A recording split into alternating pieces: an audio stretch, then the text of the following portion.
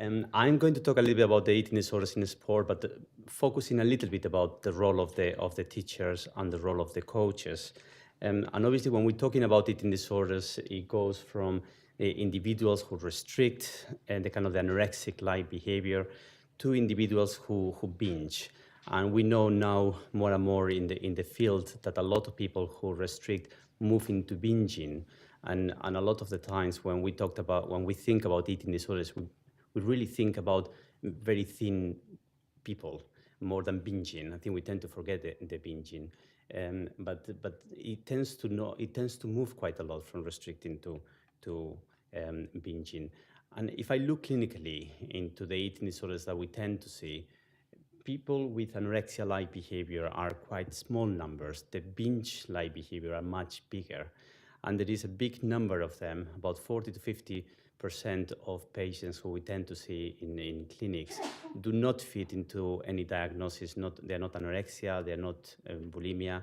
There are a lot of kind of subclinical cases, which presents a real problem if you live in the UK and if you want to have access to NHS services, because they don't fulfill a criteria enough to have any kind of help.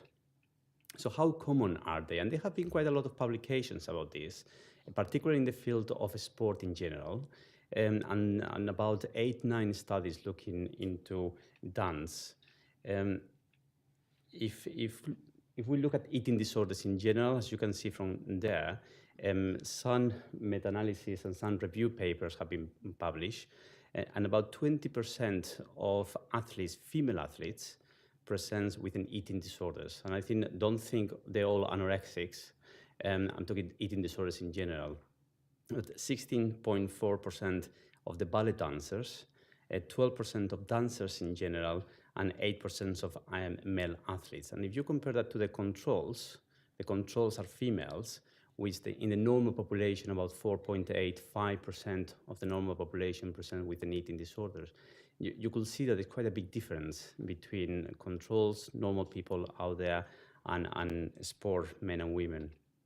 If we look at anorexia specifically, we see that the ballet dancers are there, about 4%, 2% with dancers in general, and 2% of female athletes. And again, the controls is about 0.5. The controls are female, and we know that anorexia in men tends to be much less numbers than anorexia in female, and that will explain a little bit into why there's hardly any kind of males athletes diagnosed with anorexia. If we look at bulimia, again, it's the female athletes ones, and the ballet dancer. The reason why the ballet dancers has gone to 2% is because a lot of the studies in ballet have been done in young people, and we know that bulimia tends to present more from the age of 16, 17, 18, so they don't tend to catch them there. And obviously the ethnos category is the biggest group. But I mean, it's not about the numbers, it's just the message that eating disorders in general tend to be much more prevalent in dancers and athletes. And if I look into what specific sports, I'm just going to go quickly through them here. You can see the aesthetic sports are the highest number of them. And they talk about 42%. It's a huge numbers. Again, don't think 42% of the people have anorexia. Then we have the weight class female, the endurance class of female, the anti-gravitations of males, the weight class males, technical, the ballet, the ball game, dance, and it just carries on. And you can see that most of the sports, independent of what they are more prevalent than the controls, than people who don't do any sports. So the question is into why it happens. Why are eating disorders more prevalent in sport? And the first thing to say is that the sport and dance does not cause an eating disorders. I'm not against dance, against sport, just the opposite. One of the things that, the way I tend to think is that there is the genetic factors, which are linked to personality factors that pretty much they provide the gun, the environmental loads the gun, and the psychological and the physical events tends to pull the trigger. So you need to have a combination of all those factors together for an eating disorders to develop. So if you look at the traits and the kind of the risk factors, genetic personality traits are one of the risk factors. because the features of a good athlete is similar to a good eating disorders. If you think of, if I think of a lot of my patients, I work in Leicester, as Greg was saying. If I look at the patients that I see with eating disorders, they tend to be quite goal-orientated. You know, they say, I need to just go down to 500 calories or 600 calories. They tend to be tolerant of pain. It's amazing that they're really in pain and they just carry on. They are very achievement-driven, they're very hardworking, very independent, they're very persistent, and they're very perfectionistic. And those features, they are quite useful features for somebody to become an athlete. So the traits, the personality traits of sport people tend to be very similar traits of somebody who is a very good eating disorder patient. And if I look at perfectionistic itself, we just did a little study looking into the relationship between high standards and eating psychopathology. And what we found that it was not the issue of having high standards. In fact, having high standards is good, but it's about the self-criticism, how those high standards are listened by the person, which links very much about self-esteem. So it's good to have high standards, but it's how critical a person is with themselves, which really makes somebody developing an eating disorder. And so one comment from a diver was very characteristic that helped me make a real successful diver. Flip them over and they can become a liability. And there's a fine line between dedication and obsession. And sometimes it's hard to find that line. And I think that she really summarizes quite well that it quite quickly can just revert from one to the other. Going back into the risk factors, we talk about the sport-specific factors. I'm not going to go into the general kind of risk factors. I'm just trying to focus into the sport ones. But the sociocultural factors, so we know the leanness, appearance, as we heard before, the demands of the dance athletes. We know that female athletes face more pressure than non-athletes to achieve and maintain a particular body shape and weight. And I think that over the years has become more and more. I remember talking to tennis players and female tennis players and how important was the look compared to how it was in the past. They really need to look well.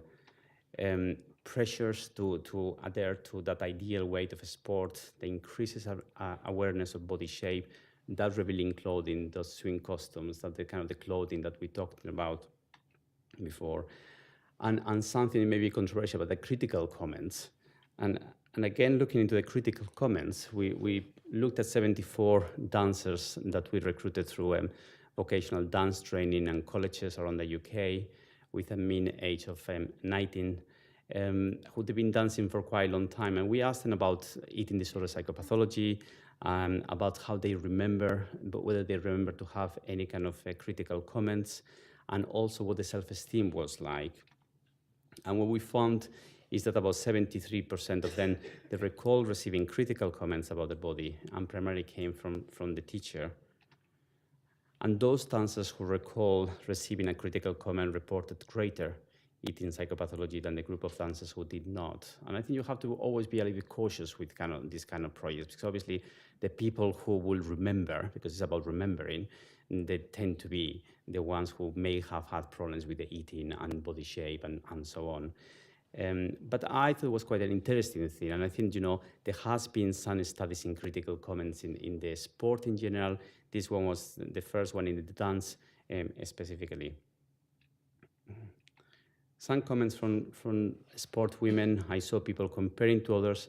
I knew that people were looking at my body, and that made me more conscious of it. And then is the issue of being all together. I did not eat, then my teammate did not eat either. There was an unspoken rule, if I eat what you eat, and preferably less. That competition, we know that a lot of people with eating disorders tend to be very competitive. You know, I have a big regional unit, and I tell you, they really compete to be the thinnest. And they are so very unhealthy kind of competition. So they can be quite competitive in the wrong way. And then we have the precipitating factors and the biologicals. Again, we know that most athletes who have suffered an eating disorders, they start by dieting. And again, linking with the previous presentation, I think we are very well aware that people lose weight before doing any competition or so on, but it's about the way they do it I think that's quite important. I think I was quite pleased to hear how regulated it is and so on. So I think that works quite well. And obviously, it's the psychological factors, events that may affect them. And for me, this is one of the most important things.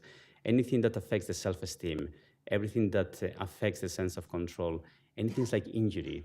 I must say, most of the people who I see in my clinic are athletes or dancers who have injured themselves. And they lost that kind of sense of control, and they need to take that control back in some way.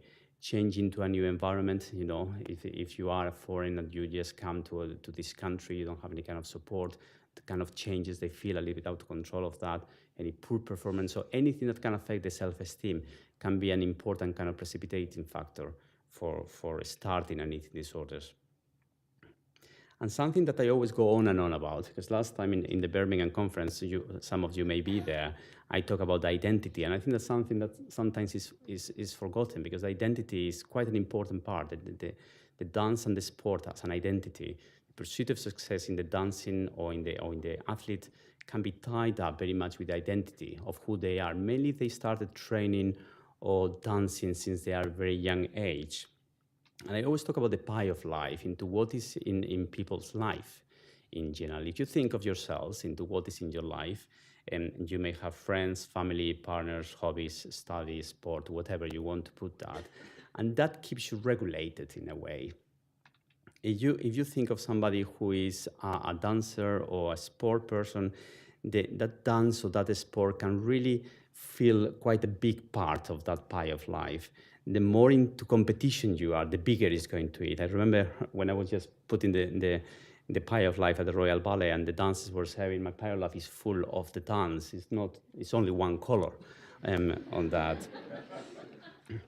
And obviously, what happens is that if something happens to that chunk of you, that can be taken by the eating disorders quite quickly. I'm not saying that happens all the time, but usually there is nothing else that supports you, that keeps you into place. It's much easier for the eating disorders to start and to take place. Because if you look at the sports and what the sports provides, so it provides a sense of achievement, it provides a sense of belonging, it provides a sense of identity of who they are sport people. It helps the stress. You know, we know that the sport is a great way of trying to reduce stress. It's a great way of blocking negative thoughts. It helps to control the weight, of course, and provides a structure of life. We have here today, you know, the structure that people have. It really provides a part of your life of how you play. And the eating disorders, if you think of that, it just provides a very similar thing. It provides a sense of belonging. It's quite amazing to see that a lot of people with eating disorders, they you know, nowadays more and more with chats, with the internet, pro-ana kind of websites and so on, they start belonging to a group. And when people have been suffering from an eating disorder for a long time, they really have difficulties in trying to get rid of it. They will say, if I'm not somebody with anorexia, I don't really know who I am. And I think it reminds me very much of somebody who's a sport person. It helps, you know, it's a great way of blocking your thoughts. If you're thinking about dieting, calories or whatever, you don't really have to think about the real issues. Obviously, it helps you to control the weight. Obviously, it provides a structure of life to live. I mean, from the moment they wake up, they start thinking about the calories, the breakfast, blah, blah, blah. It provides a sense of achievement, and that's quite an important thing. You know, if you retire from the sport, you need to find something that it will give you a sense of achievement in the same way. And I think we hear that before, you know, whether you train as a physio or whatever, you really get a sense of achievement of doing something that is really useful. If you don't have anything of that and your prior life is quite empty, the eating disorders really can provide a sense of achievement. I started going to the gym, I started to running more and more and more, and it just goes in the wrong way. So just to summarize what we have, so we have obviously the personality factors that I said before, the environmental factors that are mixed, the identity, the psychological and the loss of control, and the biological factors. So not everybody who has one of them will suffer an eating disorders, but the combination of those three things, a little bit in the middle, they are much more at risk of developing an eating disorder. So what do I need to do when I think like that? Obviously, from the point of view of personality, is nothing I can do about it. Personality traits are there. It's very difficult to change them. But the environment, we can do a lot of things about the environment. And I think it was nice to hear again in the previous presentation that you have done quite a lot about the environment. Biological factors, again, the role of dieting, under control, bringing nutritionists is great. I was just saying before that it's very unusual for eating disorders specialists to come to places like this one. We have our own conferences, nutritionists have a different conferences, sport have a different conferences. We don't mix very much, and I think it's such an important part of having this kind of conversation. The identity, we're just trying to just regulate and give them some kind of identity, and obviously the psychological or the loss of control, being very aware about, when people start being at risk, when people have injured in those categories, how do really I identify people quite quickly. And in that respect, if we really want to create some kind of a Olympic person there, we just need to think a little bit about what is the role of the coach and the teacher in that way. And the first thing to say is that there is not a lot of literature. There's hardly anything. So for those researchers and PhD students or whatever who want to do thing in a kind of research in this field, it's a great field to do because there's hardly anything on that. And a lot of the kind of what I will be saying very quickly will be very much based in one of my PhD students who's been just doing a lot of projects with coaches. What information do we have from coaches? So this is how do coaches identify an eating disorders? So we did a qualitative study interviewing 11 track and field coaches with experience of coaching at national and international level. And what we found is that they tend to really base the identification of an eating disorders in physical, social, performance indication. Weight loss, again, as I was saying before, the binging thing is not something that people keep in mind, but weight loss, whether observed or monitored, was considered to be the key indicator. And if you think that the big chunk of the people who we see tend to be more in the bulimic spectrum, they tend to just focus much more into the weight loss. Coaches place a high level of importance of weight and performance and an ideal female athlete's body.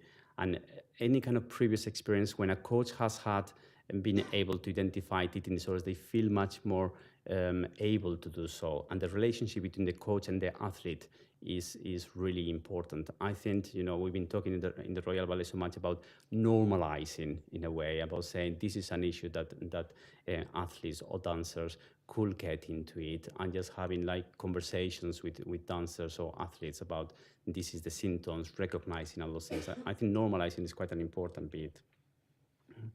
Athlete secrecy and masking behavior, difficulties in communication, and coaches' stereotypes beliefs were found to complicate the process of identification. So some of the comments from some of the coaches were, I don't know what you can read, but for athletes who are in a heavy training, for me, it's important to know where the body composition is going, because if it's very easy to get out of kilt with that, you're looking leaner because you're training hard, and it's very easy to miss the fact that they're not putting enough nutrition in. And I think, looking into that, the traffic light system that you have introduced into the red one, I think that's exactly a great way of doing. I think you got to use absolutely everything now, and that's in relation to if you see somebody with an eating disorders, because I think once the people get into this loop, it's extremely difficult to get out of it. And that's absolutely right. I think, eating disorders are really difficult to treat, disorders as such. Eating problems are much easier, so catching them quickly is vital. I noticed that when we did a warm-up, she will disappear. I was always concerned about that. Suddenly I noticed that she wasn't within the group. She didn't say, but she didn't deny that when she disappeared, it was to make herself sick before a big race, because she thought that would help her. And I think this is a coach who is not only thinking about weight, but is also thinking about people making themselves sick. We ask also different type of coaches about how do they respond to athletes with an eating disorders. And again, we interview different field and track coaches who had experience with athletes. So this is different to the previous ones, those ones who have had experience with eating disorders athletes. And there were three themes. It was quite clear that there were three different kind of strategies. You have the supportive group, the ones who are looking for support and who are reducing the training, who who knew where to ask for help, that they have a plan B. I think, again, the kind of the plan B into what to do if that happens. The avoidance done, the kind of the no involvement, the lack of knowledge, this is not my problem, this is the problem about somebody else. And the confrontational ones, the use of coercion, if you don't do this, I will not do that. And interestingly, I've been doing a lot of work with parents with people with eating disorders. And when you look into what the response is very similar. We also, in the parents group, we tend to have 3 categories of support in avoidance and confrontational. So it was a very similar kind of themes. And just to finish it, what information do we have from athletes? This is just interviewing athletes who have disclosed an eating disorders. And those were 15 athletes who are currently receiving treatment in an eating disorder service. And we found this one third of them, they voluntarily disclosed an eating disorders, and 2/3 were approached by a coach, friend, parent, or medical profession. Those ones who disclosed was mostly commonly directed to the teammate and the coach. It shows, that you are in a great place. Those coaches and teachers, they're in a great place to disclose you, to just be open with that. And athletes who were approached describe more negative experience, highlight the lack of understanding and empathy for those inquiring. So it's okay to approach people, but I think you have to have a plan B. I think if you approach them and you feel really stressed and anxious, something needs to be done, that is not going to be very helpful for them. And again, that's a very similar thing that non-athletes have been saying. Mm-hmm. And athletes identified a series of barriers about disclosing. We're asking them into what put you off from asking for help. And those are some of the barriers. So once the practical barriers, the kind of the uncertainty about where to seek help, where to go for help, the logistical part of going for help. I know that where I work at Loughborough University, the service is in Leicester. It takes about 40 minutes. If you are involved in therapy, that takes every week therapy of going there. Practically, how does that work? And one of the comments from an athlete, an ex-athlete, was I remember asking for funding from the government body, because again, I was 16 and 17, not earning a lot of money, and they say no, they couldn't fund it, which I thought, now I sit here and think that's terrible because I really need help, and they couldn't fund that. And I know that the eating disorders is not funded, so they have to go through NHS, and I know in the dance world we've been having quite a lot of difficulties in relation to that. The psychological barriers, the anxiety about talking about the eating disorders, the fact that a lot of people are not motivated to change. Ambivalence and eating disorders goes together. A lot of the people are not motivated. They are in 2 minds about it. And what kind of support is there? Again, another kind of comments. It still took me about a year once I found the place, and it's talking about somebody who's gone to a specific place for help with eating disorders. Actually walking, I was registered to the website for 3.5 years, and I only know that people hear about a year and a half. So people, and I put that quote because it's male. It's not only about females. There are males there as well. We tend to see quite a lot of males in the clinic as well. The involvement of the coach. It has been a clear positive. I mean, the feedback from the ex-athletes was quite clear. It was a positive inclusion. Getting them involved at the train and from the treatment point of view, getting them involved when treatment is finished, going back to the sport is absolutely vital. So one of the comments, he always asked like how I was feeling and how my eating was going and where I was feeling tired. And he asked more in the sessions like, am I having any pain anywhere? He was a lot more aware. And I found that very helpful. And I found that he cared a lot, and he helped me, that he showed that he cared and that he understood that there was a problem. We arranged a meeting with my coach to figure out how to get back to training, and then I felt a bit more confident, and they were talking a little bit more seriously. I mean, linking, and I think, part of that is our problem. I think when you come to services, athletes tend to just come to services. They don't relate at all with any kind of the coaches or any kind of nutritionist, and going back to training, and that becomes quite complicated. Mm-hmm. Okay, so in summary, eating disorders are more common in athletes. They have been linked to critical comments, but again, we have to be careful with that. The coach role is important. Helping disclosing by approaching athletes and knowing what to do is vital. positive involvement of the coach in the treatment program, I think is something that we need to look into, how we involve them. Athletes where coaches were part of the treatment appear to be more motivated. Where coaches involved in the treatment was easier to transition back to the sport. And the interesting thing is that when we're trying to do this in a quantitative way, the number of athletes in eating disorder services was really, really small. So I started by saying the prevalence is very high, but when you look at clinics, there's hardly anyone. Where are they? They don't come to services. So the take-home message, just to finish, Greg, is one, be aware of when athletes get injured or when the circumstances change, when they feel out of control, particularly if they are in this kind of categories of people at risk. And don't confront, when we talk to parents with that, it's like, don't be a rhino, that don't ignore, and be support and encourage to take them, to put them into the right kind of direction for treatment and so on. Thank you.